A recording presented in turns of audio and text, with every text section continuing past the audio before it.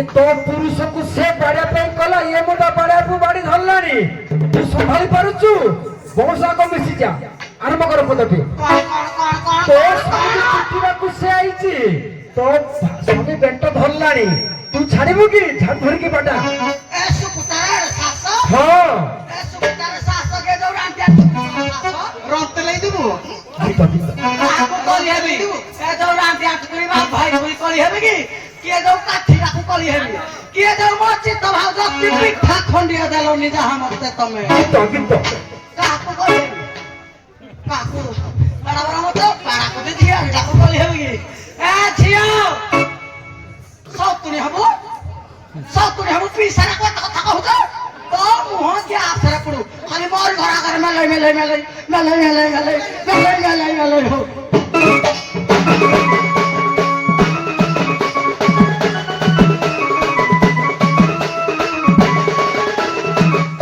आलो सोना मोछियारी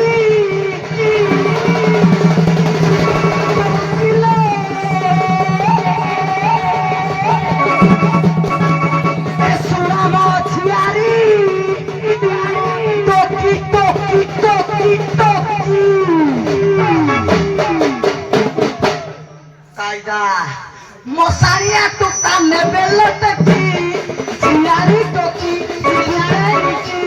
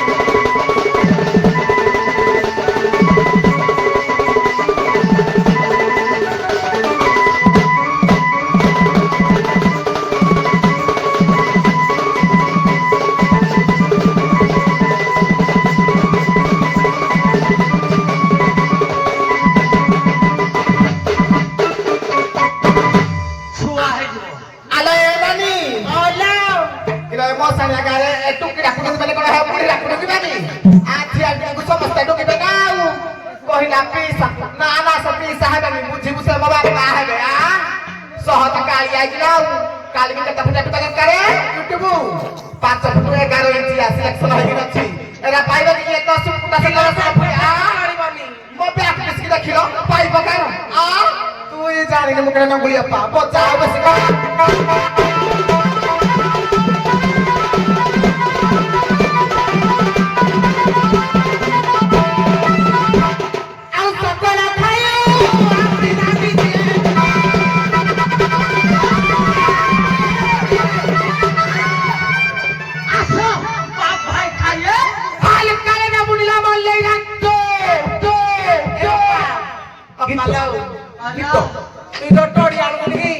बुढ़ी मुनि सहर ना हुन बड़ा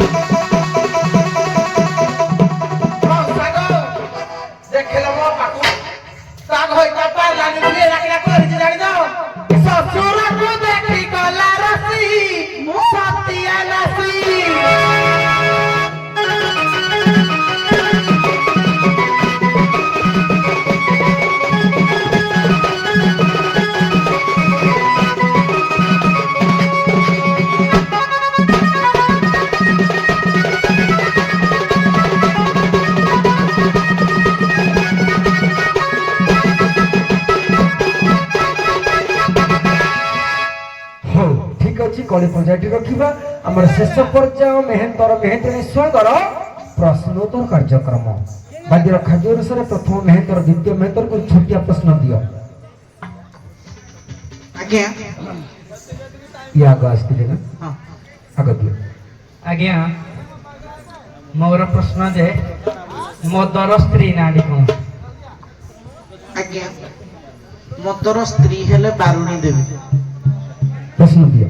ପ୍ରଶ୍ନ ଆଜ୍ଞା ଯେହେତୁ ବଉଳ ଅମାବାସ୍ୟା ଚାଲିଛି ବଉଳ ଅମାବାସ୍ୟାର ସଂସ୍କୃତ ନାଁ ହେଲା ବକୁଳ ତେଣୁକରି ବକୁଳ ଅମାବାସ୍ୟାରେ ଜଗନ୍ନାଥଙ୍କ ପାଖରେ 3ଟା ଭୋଗ ଲାଗେ ଭୋଗ 3ଟା ଭୋଗର ନାଁ କଣ? ଆଜ୍ଞା କଇଠ କଇଠ ଆଜ୍ଞା କଇଡ଼ ନଡ଼ିଆ। ପ୍ରଥମ ମେହେନ୍ତ୍ରାଣୀ ପ୍ରଶ୍ନ ଦିଅ। ଆଜ୍ଞା ମୋର ପ୍ରଶ୍ନ ହେଉଛି ପୂର୍ବତନ କଥା କହୁଛି ପୁରୀ ଶ୍ରୀମନ୍ଦିର କଥା କହୁଛି ବଡ଼ଦାଣ୍ଡର ମୁଖିଆ କିଏ? ବଡ଼ଦାଣ୍ଡ ଯୋଉ ଝାଡୁ କରୁଛନ୍ତି ବଡ଼ଦାଣ୍ଡର ମୁଖିଆ କିଏ? ସେଟା ତ ଇନ୍ଦ୍ରଦେବଙ୍କ ଅଧୀନ ଅଛି। ଇନ୍ଦ୍ରଦେବ ଯେହେତୁ ସେ ପୂର୍ବତନ ମୁଖ୍ୟ ହେଲା ଇନ୍ଦ୍ରଦେବ। ପ୍ରଶ୍ନ ଦିଅ।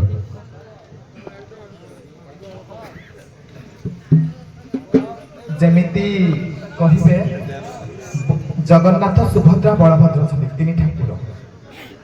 ସମସ୍ତେ ଜାଣିଛନ୍ତି ଜଗନ୍ନାଥଙ୍କର କଣ ଆୟୁଧ ବଳରାମଙ୍କର କଣ ଆୟୁଧ ସେଗୁଡ଼ା ମୁଁ କହୁନି କିନ୍ତୁ ମା ସୁଭଦ୍ରାଙ୍କର ଆୟୁଧଟା କଣ? ଆଜ୍ଞା 3 ଠାକୁର ନୁହଁ ଚତୁର୍ଦ୍ଧା ମୂରତି। ନା ନା ମୁଁ କହୁଛି ତମ କଥା ମୁଁ କାଟିବି ନା ଆଉ। ତମେ କହିଲ ଯେ ଜଗନ୍ନାଥ ବଳଭଦ୍ର 3 ମୂରତି କିଏ କହିଲା 3 ମୂରତି? ଚତୁର୍ଦ୍ଧା ମୂରତି ପରା। ଜଗନ୍ନାଥ ବଳଭଦ୍ର ସୁଭଦ୍ରା ଆଣ୍ଡ ସୁଦର୍ଶନ ଇଏ ହେଲେ ଚତୁର୍ଦ୍ଧା ମୂରତି। ଜଗନ୍ନାଥଙ୍କର ଯେମିତି ହେଲେ ଶଙ୍ଖ ଚକ୍ର ଆଜ୍ଞା ବଳଭଦ୍ରଙ୍କର ଲଙ୍ଗଳ ଧ୍ୱଜ ସେମିତି ସୁଭଦ୍ରାଙ୍କର ଆଜ୍ଞା ପଦ୍ମ ଆଉ ଧ୍ୱଜ। এই ଦୁଇଟି ହଉଛି ସୁଭଦ୍ରାଙ୍କର ଆୟୁଧ। ତାଙ୍କର ହସ୍ତ ନଥିବା ଯୋଗୁ ପଦ୍ମ ଆଜ୍ଞା ତାଙ୍କର ପାଦ ତଳରେ ପ୍ରସ୍ଫୁଟିତ ହୋଇଥିଲା ଦେବୀଙ୍କର। ବଢିଆ କଥା। ଆଉ କେବେ ଆମର ସଭା ତରଫରୁ ଉଭୟ ମେହେନ୍ତରଙ୍କୁ ପ୍ରଶ୍ନ ଦଣ୍ଡ ହେଉଛି ଲୋକଶିକ୍ଷଣ କାର୍ଯ୍ୟକ୍ରମ। ଏଠି ଆସିଲା ପରେ ସମସ୍ତେ ମେହେନ୍ତର ସମସ୍ତଙ୍କୁ ନମସ୍କାର କରିଛ ନା ନାଇଁ? ବଢିଆ କଥା। ନମସ୍କାର କଲେ ପରମ ବର୍ଦ୍ଧିତ ହୋଇଥାଏ। ଲଘୁଜନ ମାନେ ଗୁରୁଜନ ମାନଙ୍କୁ ନମସ୍କାର କରନ୍ତି କିନ୍ତୁ ପଦ୍ମ ପୁରାଣର 112 ପୃଷ୍ଠା କହୁଛି 8ଟା ଜାଗାରେ ନମସ୍କାର କଲେ ତମେ ଅଳ୍ପ ଦିନରେ ମରିଯିବ। ସେ 8ଟାରୁ ତମେ 4 କହିବ ସେ 4 କହିବେ। ଆଜ୍ଞା ଏକରେ ଦାନ୍ତ ଘଷିଲା ସମୟରେ ନମସ୍କାର କରନ୍ତୁନି, ଖାଇଲା ସମୟରେ ଆଜ୍ଞା ନମସ୍କାର କରନ୍ତୁନି, ଆଉ ଗାଧୋଇଲା ସମୟରେ ଆଜ୍ଞା ନମସ୍କାର କରନ୍ତୁନି, ମନ୍ଦିର ଯିବା ସମୟରେ ନମସ୍କାର କରନ୍ତୁ। 4 କହିଲ କେତେ ଠିକ କେତେ ଅଛି ମୁଁ ନିଶ୍ଚିତ ଭାବରେ କହିବି। ଆଉ 4 ତମେ କୁହ। ସେଟା ଗୋଟେ ଥିଲା ଲାଇନରେ ନଦୀ ମଧ୍ୟ ଦେବାଳୟ ତୈଳ ଗ୍ରହଣରେ ଛିତକ ମୁତକ ଆଦି ଏଟା ଟିକେ ମନେ ପଡୁନି। ବେଦାଧ୍ୟୟନରେ ଦନ୍ତ ମାର୍ଜନା ଭୋଜନ କାଳରେ ଯେ ପୁଣି ଏତେ ସ୍ଥାନେ ନମସ୍କାର ନ କରିବ ଜାଣି। ତମେ ଯୋଉ 4ଟା ବାପ କହିଛ ସମ୍ପୂର୍ଣ୍ଣ ଠିକ। ଏ ମଧ୍ୟ ପଦଟିକୁ ସମ୍ପୂର୍ଣ୍ଣ ଜାଣିଛନ୍ତି। ତରବରିଆରେ କିଛି ମନେ ପଡେ କିଛି ମନେ ପଡେନି। ବହୁତ ଧନ୍ୟବାଦ ଉଭୟକୁ। ପଦ୍ମ ପୁରାଣ 112 ପୃଷ୍ଠାରେ ପ୍ରାଞ୍ଜଳି ଲେଖା ଅଛି ଈଶ୍ୱର ନଦୀ ମଧ୍ୟ ଦେବାଳ ଏ ତୈଳ ଗ୍ରହଣରେ ପୁସ୍ତକ ସୁତକ ଆଦି ବେଦାଧ୍ୟୟନରେ ଦନ୍ତ ମାର୍ଜନା ଭୋଜନ କାଳରେ ଯେ ପୁଣି ଏତେ ସ୍ଥାନେ ନମସ୍କାର ପରା ନ କରିବ ଜାଣି। ଉଭୟ ମେହେପ୍ରାଣୀଙ୍କ ସଭା ତରଫରୁ ପ୍ରଶ୍ନ ସିନ୍ଦୁର କେତେ ସୁନ୍ଦର ଭାବରେ ତମେ ନାଉଛ। ମା ଭଉଣୀ ମାନେ ମୋର ବସିଛନ୍ତି। ସିନ୍ଦୁର 5ଟା ଜାଗାରେ ମା ମାନେ ମୋର ନାଇଥାନ୍ତି କିନ୍ତୁ ନାଇଲା ବେଳେ 5 ଜଣ ଦେବୀଙ୍କୁ ସ୍ମରଣ କରି ନାଇଲେ ସେ ସିନ୍ଦୁର ନାଇବାର ମହାତ୍ମ୍ୟ ବଢିଥାଏ। ତମେ 3 କହିବ ତମେ 2 କହିବ। ଏପଟେ ସିନ୍ଦୁର ମା ମାନେ ପିନ୍ଧିଲା ବେଳେ 5 ଜାଗାରେ ନାଇଥାନ୍ତି। 3 ଜାଗାରେ ସିନ୍ଦୁର ନାଇଲା ବେଳେ କେଉଁ କେଉଁ 3 ଦେବୀକୁ ନମସ୍କାର କରିକି ନାଇବା ସେଟା ଟିକେ ଶୁଣେଇ ଦିଅ। ଆଜ୍ଞା ଆଜ୍ଞା ହସ୍ତରେ ଚଣ୍ଡୀ ନା ଟିକେ ହସ୍ତରେ ଚଣ୍ଡୀ ବା ସାବିତ୍ରୀ କଣ୍ଠରେ ଆଜ୍ଞା ଆମର ସରସ୍ୱତୀଙ୍କ ପାଇଁ ସିନ୍ଦୁର ଲଗାଯାଏ। ହେ ମା ସରସ୍ୱତୀ ମୋ କଣ୍ଠରେ ବିରାଜମାନ କର, ମୋ ଶାଶୁ ଶ୍ୱଶୁର ସ୍ୱାମୀ ସମସ୍ତଙ୍କୁ ମୁଁ ସୁମଧୁର ବାଣୀ କହି ମୋହିତ କରିବି। ଆଜ୍ଞା ତାଳୁକା ଚକ୍ରରେ ଆମର ଏଇଠି ଯୋଉ ସିନ୍ଦୁର ଲଗାଯାଉଛି ଆଜ୍ଞା ସେଇଠି ଲକ୍ଷ୍ମୀ ନାରାୟଣ, ଏ ବ୍ରହ୍ମା ସାବିତ୍ରୀ ଏଠି ଆଜ୍ଞା ଲକ୍ଷ୍ମୀ ନାରାୟଣ, କର୍ଣ୍ଣରେ କର୍ଣ୍ଣଗୁରୁ। ହଉ 5 ଟଙ୍କା କହିଦେଲ କିନ୍ତୁ 3ଟା ଠିକ ହେଲେ ଆଉ ଗୋଟେ ଉଲ୍ଟୋ ପାଟ କରିଦଉଛ ମା। ତମ କୁହ। ସାରେ ସେଥିରେ ଚଣ୍ଡୀ, କର୍ଣ୍ଣରେ ଗଙ୍ଗା, ଆଉ କଣ୍ଠରେ ସରସ୍ୱତୀ, ହାତରେ ସାବିତ୍ରୀ, ଆଉ ଏଇ ତାଳୁଟା ଲକ୍ଷ୍ମୀ। ତାଳୁଟାକୁ ନେଇଗଲ ଏଠିକି, ଏଟାକୁ ଆଣିଲ ଭାଇ ଏଇଠିକି। ସୁନ୍ଦର କଥା। ଚଣ୍ଡୀ ଗୀତା ମା ଚଣ୍ଡୀ ଗୀତା ସିନ୍ଦୁର କାବ୍ୟ ଭଲ ଭାବେ ଲେଖି ଦେଇଛି। ସୀମନ୍ତିନିଆ ଲକ୍ଷ୍ମୀ ଦେବୀ କପାଳେ ଚଣ୍ଡିକା ତଥା କର୍ଣ୍ଣ ମଧ୍ୟ ଗଙ୍ଗା, କଣ୍ଠ ମଧ୍ୟ ସରସ୍ୱତୀ, ଶଙ୍ଖ ମଧ୍ୟ ସାବିତ୍ରୀ।